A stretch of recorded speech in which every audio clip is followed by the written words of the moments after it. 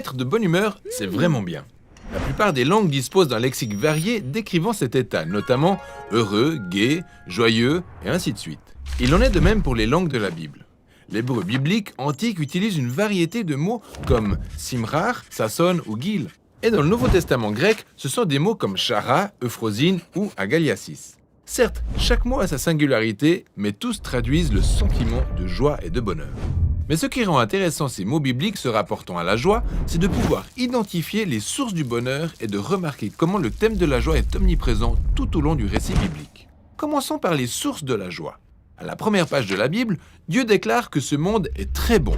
Et donc, naturellement, les gens éprouvent de la joie en admirant la beauté et les bonnes choses de la vie, comme les troupeaux qui grandissent ou l'abondance des récoltes sur la colline. Le psalmiste déclare « C'est par toi que le vin réjouit le cœur de l'homme ». Les gens sont joyeux à l'occasion d'un mariage ou avec leurs enfants. Il y a même un proverbe hébreu qui compare la joie que l'odeur du parfum dégage à celle qu'un bon ami nous apporte. Cependant, l'histoire humaine n'est pas qu'une succession d'heureux événements. Le récit biblique montre comment nous vivons dans un monde qui, corrompu par notre propre égoïsme, est marqué par la mort et le deuil.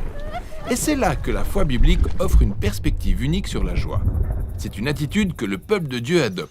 Pas à cause de circonstances heureuses, mais à cause de l'espérance qu'il a dans l'amour et la promesse de Dieu. Ainsi, quand les Israélites souffraient de l'esclavage en Égypte, Dieu a suscité Moïse pour les libérer. Et la première chose que les Israélites ont faite était de chanter de joie. En dépit du fait qu'ils étaient au milieu du désert, dans un état de vulnérabilité, et même si la terre promise était encore loin, ils se sont réjouis. Quand plus tard, les psalmistes ont raconté cette histoire, ils se sont souvenus que c'est dans la joie que l'Éternel a fait sortir son peuple d'Égypte. Ceux qui l'avaient choisi criaient de joie. La joie manifestée dans le désert était assez significative. C'était une façon de démontrer que la joie du peuple de Dieu n'est pas déterminée par ses combats, mais par sa destinée future. Le même schéma réapparaît plus tard dans l'histoire d'Israël, alors que cette nation souffrait sous l'oppression d'empires étrangers.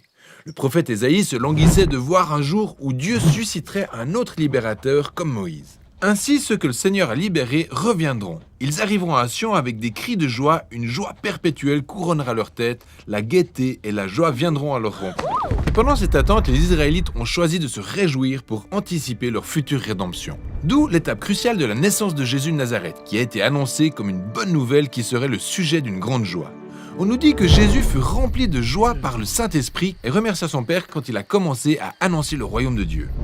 Il a même enseigné à ses disciples de manifester la même joie dans le désert en disant « Lorsqu'on vous insultera et qu'on vous persécutera à cause de moi, réjouissez-vous et soyez dans l'allégresse, parce que votre récompense sera grande dans les cieux. » Après sa mort et sa résurrection, Jésus a envoyé ses disciples pour annoncer la bonne nouvelle qu'il était le roi ressuscité du monde.